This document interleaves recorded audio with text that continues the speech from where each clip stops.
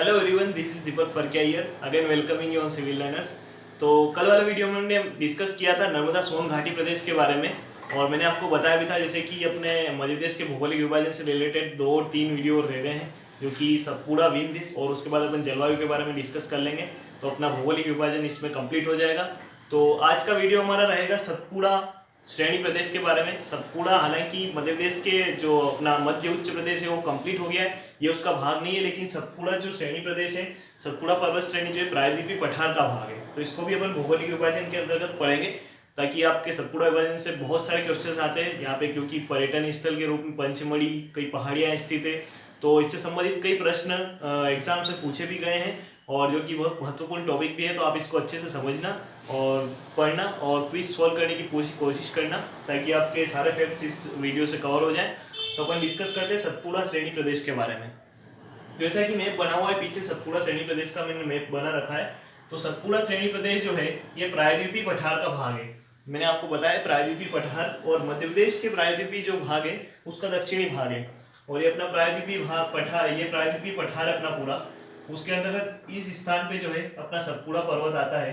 तो ये प्रायद्वीपीय पठार का भाग हो गया है, मतलब प्रायद्वीपीय पठार का इसको अपन उत्तर पूर्वी भाग बोल सकते हैं सतपुड़ा श्रेणी प्रदेश को, और मध्य प्रदेश का दक्षिणी भाग है ना इसे। और ये जो है नर्मदा सोन घाटी प्रदेश के दक्षिण में स्थित है, और सतपुड़ा श्रेणी प्रदेश के पूर्व की बात करें तो छत्तीसगढ़ का मैदान आ गया। इधर की अगर बात करें अपन तो उत्तर पूर्व में बघेलखंड का पठार है, और दक्षिण में महाराष्ट्र का पठार आ गया है। तो इस प्रकार सतपुड़ा श्रेणी प्रदेश को अपन भौगोलिक विभाजन के अनुसार इसकी स्थिति देख सकते हैं, कहाँ पर ये स्थित है। अब अपन सतपुड़ा श्रेणी प्रदेश को थोड़ा सा समझते हैं डिटेल में, कि सतपुड़ा श्रेणी प्रदेश जो है वो मुख्य रूप से 3 भागों में विभाजित है। ये 3 भाग मैंने यहाँ पे लिख रखे हैं। इसका जो पश्चिमी वाला भाग है, मतलब इधर वाला भाग जो कि बुरहानपुर और ये जिले इसके अंतर्गत आते हैं, निमाड़ वाला भाग, ये पश्चिमी सतपुड़ा श्रेणी या राजपीपला श्रेणी से कहा जाता है। तो ये आपको याद रखना है कि सतपुड़ा श्रेणी का पश्चिमी भाग जो है राजपीपला श्रेणी कहा जाता है।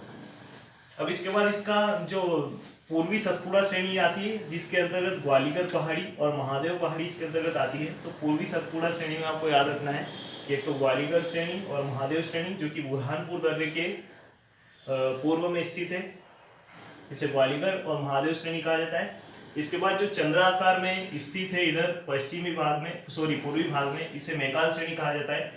इसको अपन बोल सकते हैं अर्धचंद्राकार में, मतलब इसका जो आकृति है, इसका शेप जो है वो अर्धचंद्राकार है। ये आपको याद रखना है मैकाल श्रेणी के बारे में। ये सतपुड़ा का पूर्वी भाग हो गया, ये पश्चिमी भाग हो गया है। तो सतपुड़ा श्रेणी का विभाजन अपन ने देख लिया है। अब इसके बाद अपन इसको सारे डायमेंशंस में डिवाइड करेंगे, और जैसे सभी पठार अपन ने पढ़े ऐसे इसको भी समझेंगे। तो आइए मेरे साथ देखिए, इसके सारे जितने भी फैक्ट है वो कवर करते हैं इस वीडियो में।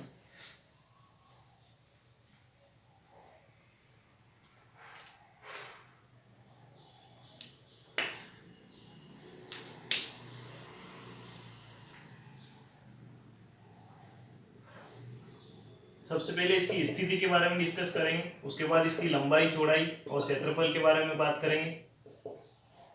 फिर यहाँ पे चोटियाँ कौन सी स्थित है उसके बारे में बात करेंगे। फिर नदियाँ, नदियों के बाद बात करेंगे चट्टाने, देन खनिज, यहाँ की मृदा कैसी है, और वहाँ पे कृषि से संबंधित जितने भी फैक्ट है वो इसमें कवर करेंगे।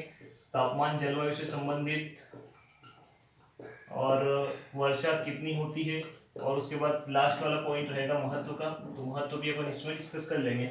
सबसे पहले अपन अगर स्थिति की बात करें तो 21 डिग्री 30 मिनट उत्तरी अक्षांश से लेके 23 डिग्री उत्तरी अक्षांश तक जो है सतपुड़ा पर्वत का विस्तार है। ये अक्षांशीय विस्तार है। और देशांतरी विस्तार की बात करें तो 74 डिग्री 30 मिनट पूर्वी देशांतर से 81 डिग्री पूर्वी देशांतर के मध्य जो है हमारा सतपुड़ा पर्वत स्थित है। अब स्थिति की अगर बात करें कौन कौन से जिलों में स्थित है, जिलों की बात करें तो ये खरगोन, बुरहानपुर, होशंगाबाद, बालाघाट, ये महत्वपूर्ण जिले हैं। इनके बारे में आपको याद रखना है। उसके अलावा भी कई जिलों में फैला हुआ है, तो वो जिले आप नहीं भी याद रखो तो चलेगा, लेकिन एग्जाम्स में कई बार क्वेश्चन आ जाते हैं। तो आपको सारे जिले इसके बारे में एक जानकारी रहनी चाहिए कि सतपुड़ा श्रेणी प्रदेश जो है कौन कौन से जिलों में फैला हुआ है। अब इसके बाद अपन बात करते हैं इसकी लंबाई, चौड़ाई और क्षेत्रफल की। तो ये जो सतपुड़ा श्रेणी प्रदेश एक पर्वत श्रेणी है, और पर्वत श्रेणी आपको पता है ऊंची से चोटियाँ यहाँ पे रहती है।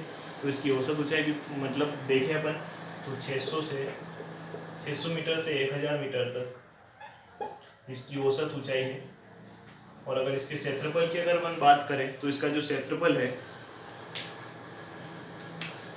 वो 34,000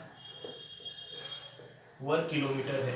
मतलब पूरे एमपी के क्षेत्रफल के 34,000 वर्ग किलोमीटर में सतपुड़ा श्रेणी प्रदेश का विस्तार है। अब इसके बाद अपन बात करते हैं इसकी चोटियों की। तो आपने नाम सुना होगा, सबसे मध्य प्रदेश की सबसे ऊंची चोटी है, और उसके अलावा सतपुड़ा पर्वत श्रेणी की सबसे ऊंची चोटी, महादेव श्रेणी की सबसे ऊंची चोटी, चाहे कोई सा भी प्रश्न इनमें से आ जाए तो आपको धूपगढ़ की चोटी जिसकी ऊंचाई 1350 मीटर, ये आपको याद रखना है, जो कि होशंगाबाद के सोहागपुर तहसील में स्थित है। कई बार यहाँ से भी प्रश्न पूछा जा चुका है, तो ऐसे प्रश्न भी आ सकते हैं कौन सी तहसील में स्थित, तो ये आपको यहाँ से याद रखना है। तो धूपगढ़ की चोटी मध्य प्रदेश की सबसे ऊंची चोटी है, सतपुड़ा पर्वत श्रेणी की सबसे ऊंची चोटी है। उसके अलावा महादेव पर्वत श्रेणी जो है सतपुड़ा का भाग, उसकी सबसे ऊंची चोटी धूपगढ़ की चोटी है, जिसकी ऊंचाई 1350 मीटर है। ये आपको अच्छे से फैक्ट याद रखना है, ये बहुत इंपॉर्टेंट फैक्ट है। स्टार लगा देता हूँ नोट्स में, आप भी इसे इंपॉर्टेंट लगा देना। अब इसके बाद अपन बात करते हैं यहाँ से कौन सी नदियाँ निकलती हैं। तो नदियों के बारे में अपन डिस्कस करते हैं। यहाँ पे सबसे पहले मेन वैनगंगा नदी निकलती है। वैनगंगा के अलावा यहाँ से निकलने वाली प्रमुख नदियों में वर्धा, तवा जैसी नदियाँ यहाँ से प्रमुख रूप से निकलती है। ये आपको नदियों के बारे में याद रखना है। अब इसके बाद अपन बात करते हैं चट्टानों की। तो इसका विस्तार अपन अलग अलग पार्ट में देखेंगे। ये मान लो ये सतपुड़ा पर्वत है, इस सतपुड़ा पर्वत के पूर्वी भाग में अलग चट्टानों का विस्तार है, पश्चिमी भाग में अलग चट्टानों का विस्तार है, और मध्य भाग में अलग चट्टानों का विस्तार है। तो आपको याद रखना है पश्चिमी भाग में यहाँ पर जैसे कि आप देख पा रहे हो, इधर दक्कन ट्रैप की चट्टानों का विस्तार है, तो इसलिए यहाँ पे पश्चिमी भाग में दक्कन ट्रैप की चट्टानें पाई जाती है। और मध्य भाग में जो है यहाँ पे आर्कियन ट्रैप की चट्टानें पाई जाती है, और इसका जो पूर्वी भाग है उसमें आधुनिक युग की चट्टानें प्रमुख रूप से पाई जाती है। तो ये आपको इसमें चट्टानों में प्रमुख रूप से याद रखना है। अब इसके बाद अपन बात करते हैं खनिज की। तो दक्कन ट्रैप की चट्टानें हैं, यहाँ पर आर्कियन क्रम की चट्टानें, उसके अलावा आधुनिक युग की चट्टानें। तो मुख्य रूप से यहाँ पर जो है खनिज में चीनी मिट्टी पाई जाती है। चीनी मिट्टी के अलावा संगमरमर यहाँ पाया जाता है। उसके अलावा अगर एक और बात करें अपन यहाँ पर, तो प्रमुख रूप से आधुनिक युग में डोलेमाइट खनिज यहाँ पर पाया जाता है। ये आपको याद रखना है, आधुनिक युग की चट्टानों में डोलेमाइट खनिज यहाँ पे प्रमुख रूप से पाया जाता है। अब इसके बाद अपन बात करते हैं यहाँ पर मृदा और कृषि की बात करते हैं अपन। तो यहाँ पे जो मृदा और कृषि में अगर आएगी मुख्य रूप से बात, तो काली मिट्टी और लाल पीली मिट्टी यहाँ पे पूरे क्षेत्र में पाई जाती है। मतलब पूरे सतपुड़ा श्रेणी प्रदेश में काली और लाल पीली मिट्टी का विस्तार है। इस कारण यहाँ पे प्रमुख रूप से फसलों की अगर बात करें तो ज्वार, कपास, और उसके अलावा यहाँ पर प्रमुख रूप से ज्वार, कपास और चावल की खेती यहाँ पे प्रमुख रूप से की जाती है। तो ये कृषि मृदा का पोर्शन भी अपने यहाँ पे हो गया है। अब तापमान, जलवायु और वर्षा की अगर बात करते हैं तो सतपुड़ा श्रेणी प्रदेश जो है ये पूर्व से लेकर पश्चिम तक फैला हुआ है, और यहाँ पे बंगाल की खाड़ी से वर्षा प्राप्त होती है। तो बंगाल की खाड़ी का जो मानसून आता है पूर्व से पश्चिम की ओर जाते जाते कम हो जाता है। तो उसकी अपन बात करेंगे वर्षा के बारे में। तो वर्षा का यहाँ से जो है 140 सेंटीमीटर से लेके 60 सेंटीमीटर तक कम हो जाती है। तो पूर्वी भाग में यहाँ पे सतपुड़ा श्रेणी में वर्षा अधिक होती है, घने जंगल भी है, इस कारण से वर्षा अधिक होती है। और इधर पश्चिमी भाग में आएंगे तो घने जंगल कम होने के कारण वर्षा की मात्रा कम होती जाती है। तो यहाँ पे अपन मेंशन कर सकते हैं वर्षा में कि पूर्व से पश्चिम की ओर जाने पर वर्षा डिक्रीज मतलब कम होती जाती है, और इसकी जो मात्रा है वो 160 सेंटीमीटर से 40 सेंटीमीटर तक हो जाती है। और इसके बाद अगर बात करते हैं जलवायु की, तो ये जो सतपुड़ा श्रेणी प्रदेश है ये अधिक गर्म मतलब ग्रीष्म ऋतु में अधिक गर्म रहता है, और शीत ऋतु में सामान्य ठंड रहती है।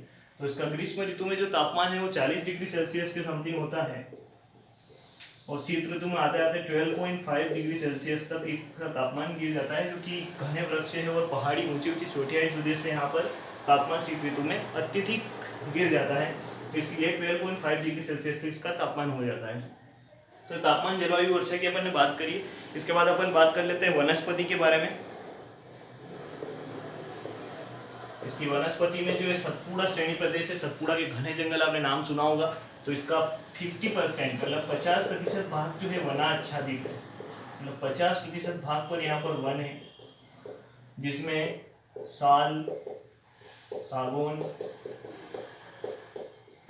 तेंदुपत्ता और पलाश जैसे वृक्षों का यहाँ पर इन वनों में मुख्य रूप से विस्तार है। तो अपन ने तापमान, जलवायु और वर्षा की अधिकता के कारण यहाँ पर घने जंगल पाए जाते हैं, और घने जंगल में भी 50% भाग पर वनों का ही विस्तार है यहाँ पर, जिसमें साल, सागौन, तेंदुपत्ता और पलाश जैसे वनों का यहाँ पे प्रमुख रूप से विस्तार है।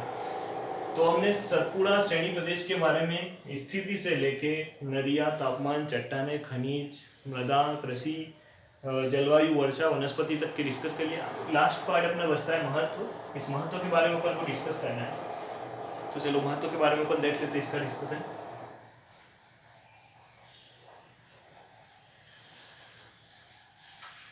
साथ साथ में नोट्स बना के क्विज सोल्व करते जाना और कंसिस्टेंसी के साथ वीडियो आप देखते जाना, तो आपका एमपी का पूरा जीके जो है कुछ ही दिनों में कवर हो जाएगा और सारे फैक्ट कवर हो जाएंगे। मतलब एक भी ऐसा फैक्ट नहीं रहेगा। मैं पूरी कोशिश करूंगा कि आपका एक भी फैक्ट ऐसा नहीं हो जो आपको वीडियो में ना मिले। सारे फैक्ट्स आपके इसमें कवर होंगे, ताकि आप एग्जाम में केवल टिक करने का मौका मिले आपको।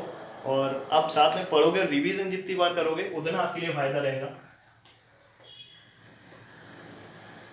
क्योंकि बार बार रिवीजन करने से जो चीज़ें याद रह जाती है और फैक्ट सारे अपन भूल नहीं पाते हैं। तो इसका महत्व अपन वही पर्यटन की दृष्टि से और सांस्कृतिक दृष्टि से इसका महत्व देख लेंगे।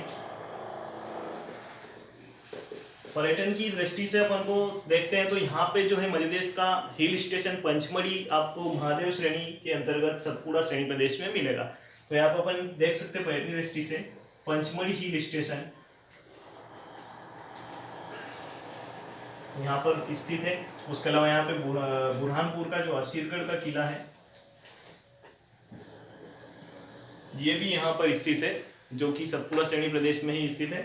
और इसके बाद अगर बात करते हैं अपन सांस्कृतिक दृष्टि से, अगर इसकी बात की जाए तो सांस्कृतिक दृष्टि से अपन बात करें तो ये सतपुड़ा श्रेणी प्रदेश है। घने जंगल पाए जाते हैं, घने जंगल में जनजातियां निवास करती है। और जनजातियों में प्रमुख रूप से अगर पूर्वी भाग की बात करें, गोंड और बेगा जैसी जनजातियां यहाँ पर पूर्वी भाग में पाई जाती है। मध्य भाग की अगर बात करें, कोरकू और भारिया जैसी जनजाति यहाँ पर निवास करती है। और इसके अगर पश्चिमी भाग की बात करें तो भील जनजाति यहाँ पर निवास करती है।